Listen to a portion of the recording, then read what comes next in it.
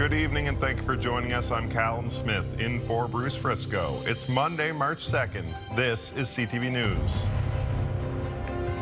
Tonight, guilty on both charges. A jury finds a man guilty of murdering 2 New Brunswick seniors in 2019. Then, how will rising tensions in the Middle East impact energy here at home?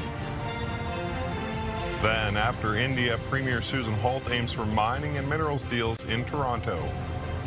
Live from our Maritime's News Center, this is CTV News. Here is Callum Smith. Good evening. We begin in Moncton tonight, where Janson Baker has been found guilty of 2 counts of first-degree murder. After 5 long days of jury deliberations, the New Brunswick man has been convicted of killing Bernard and Rosemarie Saulnier. CTV's Derek Haggett was in court for the verdict tonight.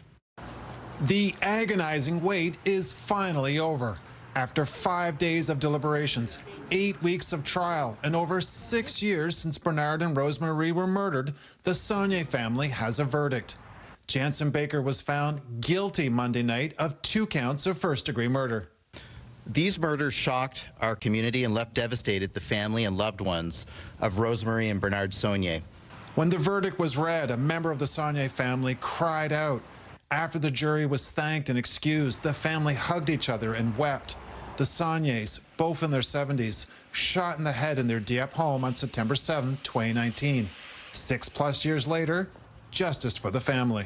The 12 jurors who deliberated and gave their verdicts today have done their duty and applied the law as instructed by Mr. Justice Gunn. We recognize the outstanding and unrelenting police work of the RCMP, their hard work and dedication of their officers, which brought this case to court. When Baker took the stand during the trial, he looked at the jury and emphatically said he didn't do it. "I am not a killer," he repeatedly told the jury. Maintains that position. He was forceful in his denial and his not guilty plea. So, like I say, the jury's spoken tonight. We respect it at this stage, and then there's always, there's certainly considerations that have to go forward in terms of an appeal. Both the Saulnier family and Baker's mother politely declined to speak to the media after the verdict was delivered. Baker is scheduled to be sentenced on May 7th, and victim impact statements from the Saulnier family are expected to be heard. Derek Haggett, CTV News, Moncton. The stepfather of 2 missing Nova Scotia children has been arraigned on charges of assault, unlawful confinement, and sexual assault. Daniel Martel was arrested in January. There was a publication ban on any information that would identify the alleged victim. Martel is the stepfather of Lily and Jack Sullivan, who were reported missing from their Pictou County home 10 months ago. Police have said these charges are not related to the children's disappearance. Martel will be back in court at the end of the month for election and plea. A home in Dartmouth has been destroyed by fire. Crews were called to a fire here on Renfrew Street. They found heavy smoke and fire in the middle unit of this row house. The call came around 5 p.m. and the fire was put out within 2 hours. 1 person was taken to hospital, but there's no word on their condition.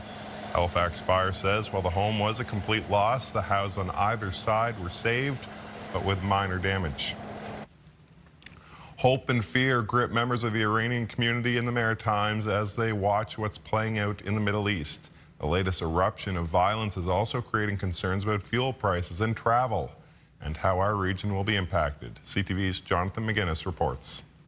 It's been 3 days since the United States and Israel launched attacks on Iran. That war, combined with the subsequent retaliation by the Middle Eastern country, is affecting oil supplies around the globe. That has led to a real concern about a dwindling ability to supply the world, especially in the Straits of Hormuz, which is a transit way for about 20% of the world's oil. As a result, pump prices are expected to climb. Ultimately, I think we're heading towards an increase of about $20 a barrel, which would translate into about a 20-cent liter increase, and for diesel as much as 35-40 cents a liter. Petroleum analyst Dan McTagg says the interrupter clause could be used as early as tonight for diesel and midweek for gasoline. If you happen to be driving around, need some diesel, home heating fuel, furnace oil, expect that to go up if you don't buy it by today. International air travel is also impacted. Air Canada says in part, due to the military situation in the Middle East, all flights to and from Dubai and Tel Aviv are currently suspended and restarting on March 23, 2026. If you are in either of these regions, please do not head to the airport. I don't think Air Canada wants to risk its airplanes going into that part of the world. I think that, whether you're flying into, I think Air Canada's canceled Tel Aviv and they've canceled Dubai. Affecting some of the 85,000 Canadians and permanent residents currently in the Middle East. Flight routes have also been altered, with planes maneuvering around the war zone. That airspace is now closed. So now you have to divert your airplanes, use more fuel, take more time to be able to get to your destination. The federal government is urging Canadians in the Middle East to register with Global Affairs Canada in order to receive updates about travel advisories. Jonathan McInnes, CTV News, Halifax. Premier Susan Holt is back in Canada, but not back in New Brunswick just yet. She went from trying to attract investors in India to enticing companies in the mining industry to spend in the province. CTV's Laura Brown explains. From a 4-day trade mission in India. It goes both ways. We're attracting Indian investment into New Brunswick, and we're ensuring that New Brunswick companies are doing more business in India. To meeting with mining companies in Toronto. I have a full few days of meetings with potential investors promoting New Brunswick's interest in mining so that we can accelerate the economic impact of projects like Sisson Mine and others across our province. It's all to try and get more money coming into the province because New Brunswick, not unlike the rest of the country, is struggling with financial pressures that the government can't cut its way out of, says a man who knows what it's like to try and balance a provincial budget. I don't think the Premier needs advice from me, but I would say very simply, as the Obama people did when he won his first election, it's the economy, stupid. While announcing a new cyber training program at the University of New Brunswick, former Premier Frank McKenna feels the province needs to zero in on growth. Focus on the economy. All of us feel anxiety right now in this difficult world that we live in. We need to focus on the economy, grow, grow, grow. That'll give us the revenue to pay the taxes, to pay for the services that we need. Holtz unveiled a new mining strategy this afternoon, identifying 77 sites where a variety of deposits are known, from base metals to tungsten, like the Sisson mine near Fredericton, which was designated by the Prime Minister as a possible nation-building project. While the mine has been mostly sitting idle for about a decade, the company behind the mine has said an updated feasibility study should be completed within the next few months. Holt has said that she is meeting with the CEO of that company while she's in Toronto. Laura Brown, CTV News, Fredericton. Get the Maritime's top stories, breaking news alerts, and watch live. Download the CTV News app. Premier Tim Houston was not in Nova Scotia today. He was in Ontario signing a deal with that province. He was with Ontario Premier Doug Ford, as you see there. They agreed to allow customers to order alcohol directly from producers without tariffs. It's a first-of-its-kind deal. Both provinces have said they want to remove as many interprovincial trade barriers as possible. The agreement takes effect immediately. Programs affecting African Nova Scotia communities are changed or reduced. It doesn't just land as a budget item. It lands personally. I understand that. Meanwhile, it was a rougher reception for Premier Houston Saturday night. Dozens of people in the crowd attending the African Heritage Month Gala in Halifax demonstrated their anger and frustration with provincial cuts that target education and African Nova Scotia programs. The return to service for a Halifax ferry has been delayed again. The Vincent Coleman ferry has been out of service since January for repairs. As a result, Alderney ferry service was reduced to every half hour for most of the day. Vincent Coleman was to return at the end of January, then late February, but it's delayed again due to parts now expected back later this month. The closure of a major transportation link in northeast New Brunswick is now less than a month away. The Centennial Bridge in Miramichi will close to all traffic starting April 1st and remain until December, and it will all happen again in 2027. More than 13,000 cars cross the bridge daily. The closure will undoubtedly cause commuting delays.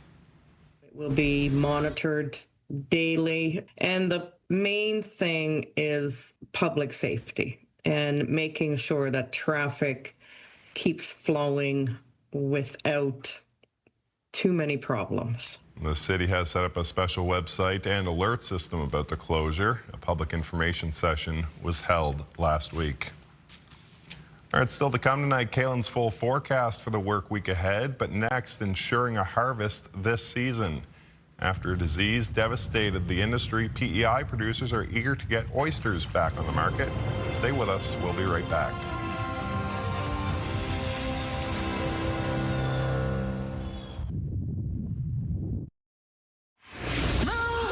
Mornings with Aaron and Peter. This is it. One more trip to be won with Password to Paradise tomorrow after 7. And then get ready to win cash with Aaron and Peter's payroll details tomorrow.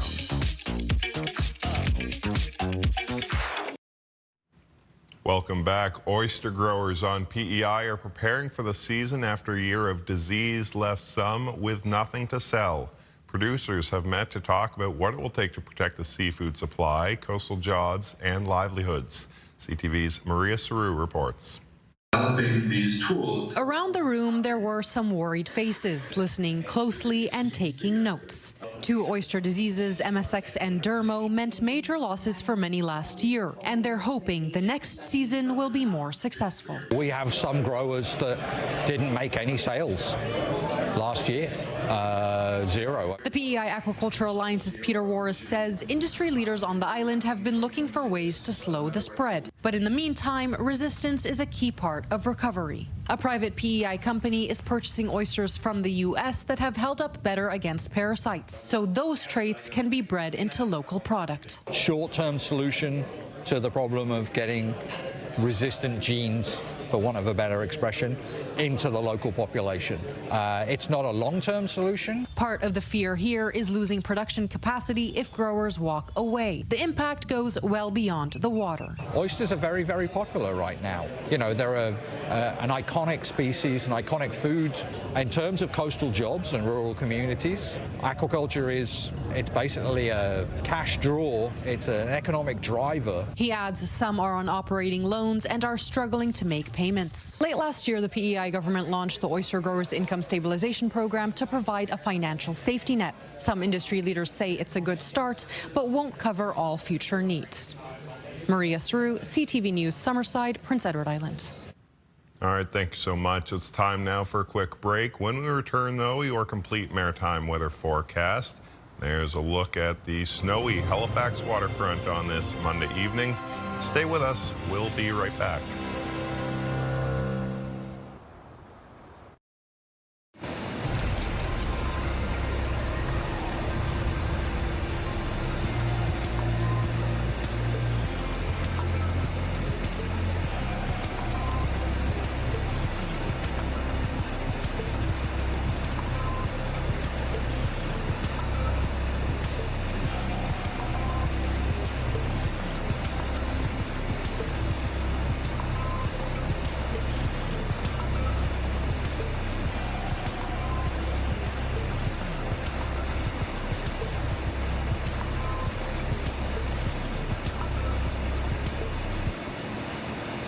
Welcome back. Meteorologist Kaylin Mitchell joins us now with your maritime weather forecast. And Kaylin, I was cleaning my dryer vent today, and let me tell you, I regretted not doing any outdoor activities over the weekend because it was chilly today.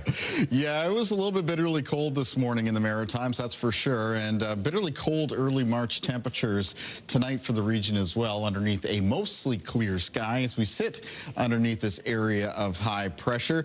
Now, even though we're going to be off to a very cold start to the day tomorrow, Tuesday, there's going to be a little bit of recovery in those temperatures moving into the afternoon. So taking a look at our timeline then for cloud cover and precipitation, don't have a lot of either of those to show you as we head towards the start of the day on Tuesday. Should be a pretty clear but cold start for all 3 maritime provinces. Moving into and through the afternoon, it remains mostly sunny or with a fair weather mix of sun and cloud. Winds will pick up a little bit to become blustery. We do have some changes ahead, though, for Tuesday night.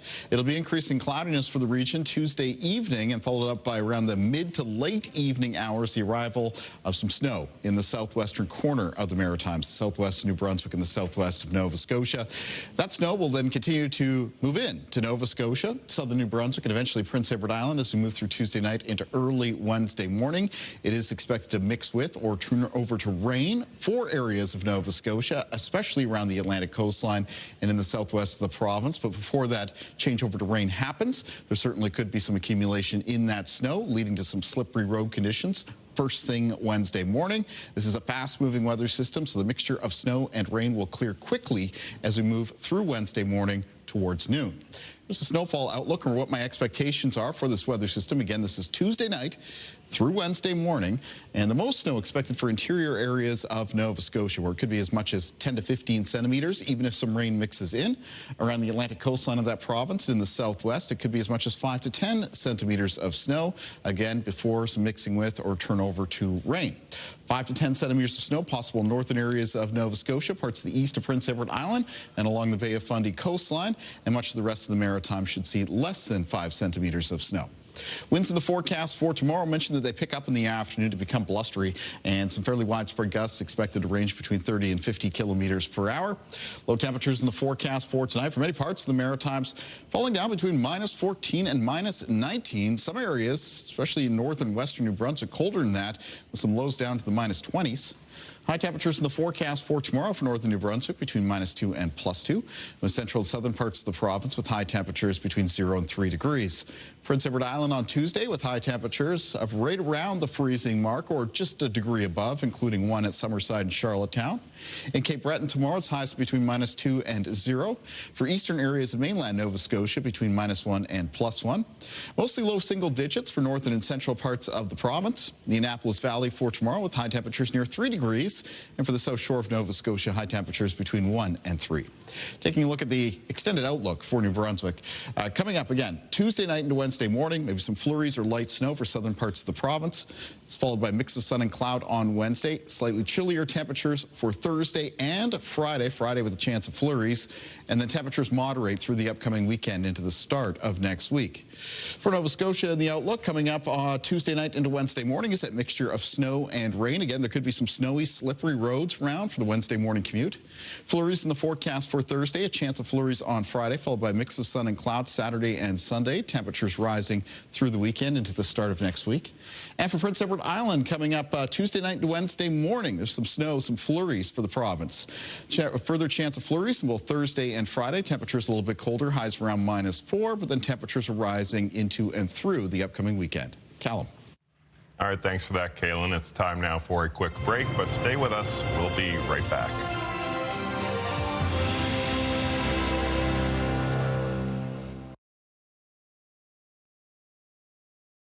News doesn't wait, and neither should you. At home, at work, and on the go, stay connected with a team you can trust anytime, anywhere. CTV Atlantic and ctvatlantic.ca. Watch live on Crave. The #1 morning show in Halifax. Turk, Megan, and Amateur Alex. And home to the biggest artists. Halifax's #1 hit music station. 101.3 Virgin Radio. Welcome back. Well, no one will be raising a glass for this. A jump in the federal tax on alcohol is looming. Local brewers say the 2% increase will threaten their industry as businesses already struggle to stay open. CTV's Vanessa Wright has more. Nine Locks Brewing Company in Dartmouth is celebrating 10 years in business, a successful brewery that may have to raise their prices when a federal alcohol tax hike takes effect on April 1st. Co-owner Danny O'Hearn says the impact will be felt from the bottom line to the consumer. Any tax hike in our industry is bad for the consumer. You know, we can't continue to raise our prices, but the government continues to raise their prices on us. So it's just not good for business overall. The so-called alcohol escalator tax automatically increases each year by 2%, affecting beer, wine, and spirits. According to industry estimates, it's already cost taxpayers about $1.6 billion since it went into effect in 2017. Some estimates have that this increase will cost about $41 million this year alone. So that's a lot of money that's being taken out from local businesses, and it's going to mean less jobs. It's going to be it's not only bad for the consumers, but it's going to be bad for the people working in these industries. The Federation wants Ottawa to scrap it before it goes into effect. When Canadians, one, can't afford it, and two, industry can't afford it either. Danny O'Hearn says the tax hike does raise concerns about the health of this industry. He says businesses in Nova Scotia specifically are some of the hardest hit. Nova Scotia's had several breweries closed in the last number of months, and it is concerning. Two Crows Brewing in Halifax opened the same year as Nine Locks. Instead of celebrating their 10-year anniversary, they shut down 2 weeks ago. The Taxpayers Federation says it's ironic that the tax hike takes effect at the same time that members of Parliament get an increase in their pay. Vanessa Wright, CTV News, Dartmouth. All right, it's time now for one last break. Coming up, who has the world's best Donair? We'll find out the local verdict. But first, your wake-up weather.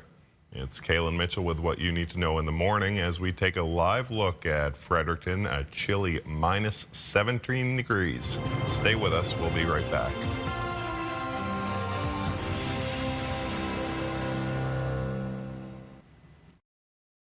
All right, it's time now for a quick look at tomorrow's wake-up weather. Kaylin, what's in store for Tuesday? Yeah, well, earlier we were talking about the very cold start to the day today. Tomorrow, we've got temperatures that are going to be very similar in the morning. We've got morning temperatures. It'll be well down to the minus teens, maybe a few parts of the coastline in Nova Scotia, several degrees below the freezing mark. Should be a lot of sunshine, though, from morning into the afternoon. When the cloud cover does start to increase a little bit, it'll be mostly a fair weather mix of sun and cloud. Keep in mind, though, that we do have that mixture of snow and rain coming into parts of the Maritimes late Tuesday night and into early Wednesday morning. Callum. All right, thanks so much, Kaylin. Well, 4 Halifax area restaurants went head-to-head on Saturday to see which one would earn the title of Best Donair in the world. CTV's Jim Quammen now with who was crowned the winner. 3, 2, 1. Officially commenced the Great Donair Showdown. The documentary leads out into the story of me and the story of the Donair, how it started, where it came from, who invented it, shops that started it first, and guys that own their own shops now that win competitions, learning from this place and then branching off onto their own. Yeah, it digs deep into the story of the Donair and where it came from and the origins of it, and me, where I came from. Donairs need to get on a world platform. They need to, be recognized more worldwide. They're more local maritime thing. They're absolutely amazing, and I just got all these people to come together, and we all came together, and it was very shocking. It was very hard at first, but once I, spread the word about it's for Donairs, everybody just came together, and they love it. And I had to put this event on to get the word out, that you got to try a Donair. The two contestants that time was Sassy's Pizza and Rebecca's Pizza. The winner that had the fastest pickup time the other day is Rebecca's.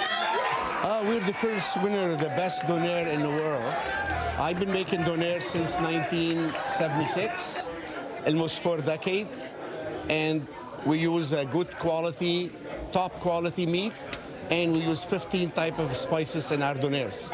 It's a maritime thing, it's a Canadian, it's not Greek or Lebanese or anything. They made a Greek chef, he designed the Donair. He got the idea from Turkey and he designed the Donair and the sweet sauce for Canadian people. Because actually, there is no such a thing as a Donair in the Middle East. They have something called shawarma, which is, they use all beef, like steak meat, and but Donair is just designed for Canadian people, actually. All right, that is your late news tonight. Just a reminder, if you've tuned in late or you'd like a second look at any of our stories, you can always visit ctvnewsatlantic.ca. It's your home for news. I'm Callum Smith in for Bruce Frisco. Thanks for staying up with us. We hope to see you again tomorrow night.